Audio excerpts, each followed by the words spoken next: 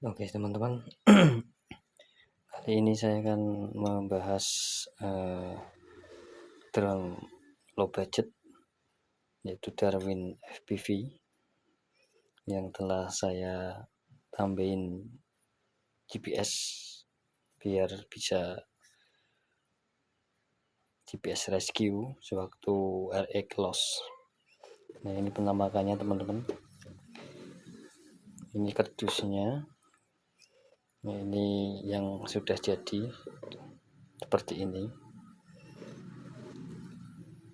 Ini dudukan GPS-nya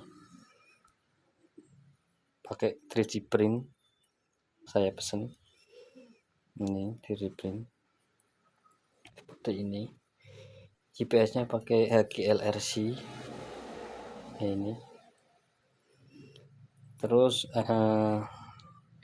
receiver ELRS-nya pakai banyak chamber. Ini antena ELRS-nya. Terus lainnya masih standar semua. Terus ada beberapa aksesoris ini, sepatu. Ini. Yang lainnya masih standar.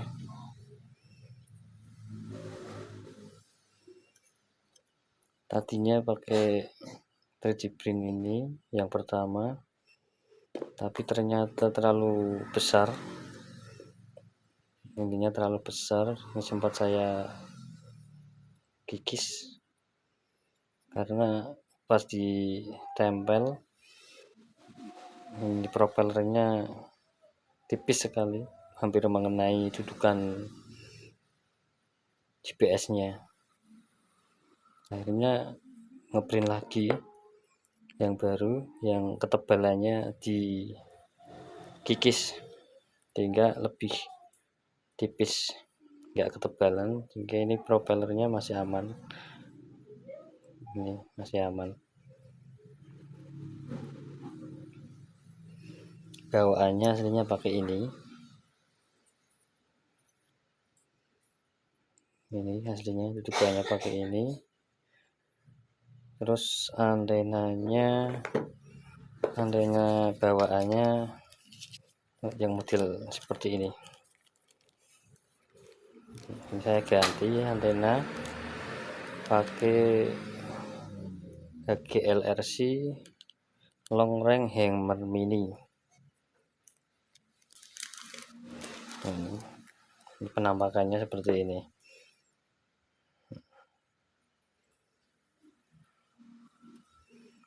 Untuk motornya masih standar semua. Kamera juga standar. Ini versi yang biasa, bukan yang pro. Ini propellernya juga standar. Pokoknya semuanya standar, cuma saya tambahin GPS. Udah gitu aja. Nah, untuk pemasangan GPS-nya bisa dilihat di manualnya.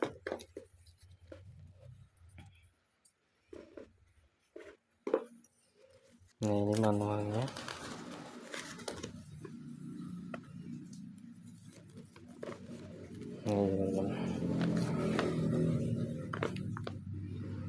Ini manualnya.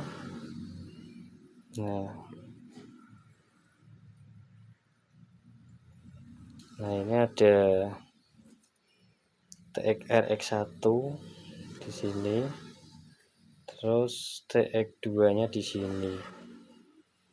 Nah, ini RX2-nya. Terus ini ada S5. Nah, ini S5 ini saya jalurnya saya ambil buat smart audio. Saya taruh di S5 karena kebetulan di sini tuh ada soft serial support S5. Jadi tinggal di resort saja motor 011 diganti ke S5 ini. Ada. Nah, ini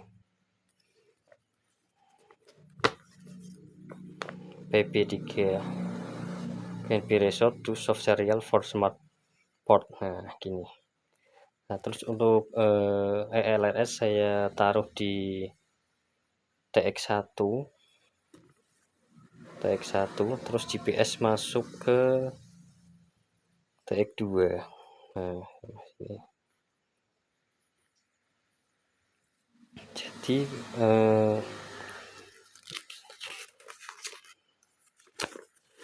bagi yang belum bisa atau masih bingung, ini ada gambar receiver ELRS. Jadi ground tinggal masuk ke ground, VCC ke 5 volt, TX ke RX ininya. Nah, TX ke RX, terus RX masuk ke TX, gitu ya teman-teman ya. Begitu juga jalur untuk GPS-nya sama, TX ke RX, RX ke TX. Terus untuk ground tetap ground, VCC-nya sesuaikan, misalkan GPS-nya butuhnya 5 volt ya 5 volt, misalkan 3 volt ya 3 volt, ambil yang 3 volt.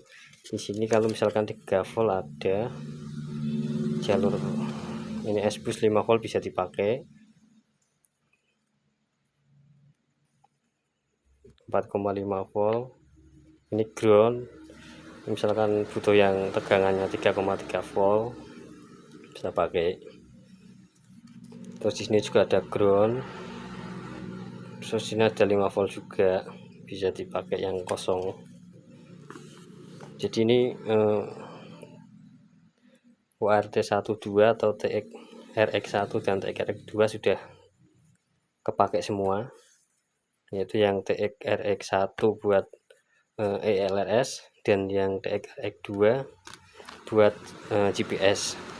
Untuk smart portnya pakai S5 ini, karena di manual booknya ini support TX soft serial support di S5, jadi bisa digunakan. Jadi 2 kali UART, 1 LRS, 1 GPS. Terus untuk soft serialnya ambil yang S5, jadi kebagian semua. Begitu ya teman-teman ya, bagi yang masih bingung jalur-jalurnya, bisa dibaca-baca ininya apa, manual booknya, biar enggak salah jalur-jalurnya. Karena lumayan agak hati-hati juga karena kecil-kecil. Untuk video terbangnya udah ada beberapa video, jadi gitu ya teman-teman ya. Yang saya rubah cuma saya tambahin GPS, terus saya pakai ELRS jumper, terus antena pakai hammer, udah gitu aja. Untuk terbangnya sih ya lumayan lah, untuk low budget drone 1 jutaan untuk terbang jarak tempuh bisa 1 kiloan itu udah bagus lah ya. Untuk VTX nya juga standar bawaan, ini belum diganti apa-apa, ini 200 MW.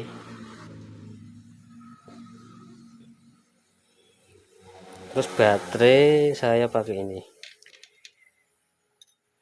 baterai beta FPV, ini udah lama banget ini, 2 sel 450 mAh 7,4 volt 60C. Untuk terbang santai ya bisa dapat flight time 4-5 menitan ya.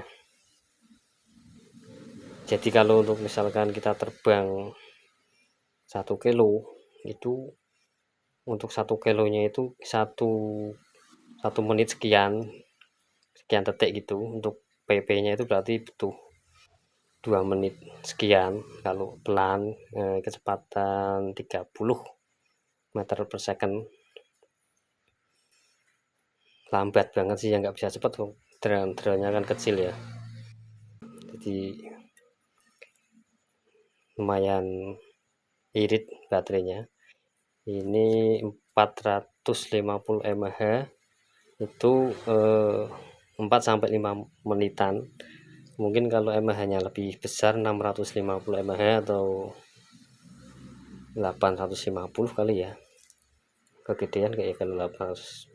Mungkin nanti kapan-kapan saya coba pakai baterai 2 sel dengan mAh yang lebih besar, mungkin flight time-nya lumayan kalau bisa nambah ya. Jadi kalau terbang jauh 1 kilo gitu nggak was-was baterainya kehabisan. Tapi kalau loss ini bisa kebantu sama GPS rescue, bisa balik sendirilah ya. Nanti kalau udah connect lagi bisa diambil alih lagi gitu. Jadi setidaknya aman kalau ada GPS-nya. Dan sebelum terbang jangan lupa dites dulu apakah sudah berfungsi dengan baik GPS rescue-nya atau belum. Jadi kalau GPS rescue-nya belum bekerja dengan baik, ya dicari lagi settingannya yang sebaik mungkin biar bisa drone-nya itu bisa balik lagi, biar nggak fly away lah kalau lost connect. Begitu aja ya teman-teman ya. Saya juga masih belajar teman-teman. Kalau misalkan ada salah kata atau apa bisa komen, bisa kasih masukan. Udah cukup di sini dulu teman-teman videonya. Oke, terima kasih teman-teman.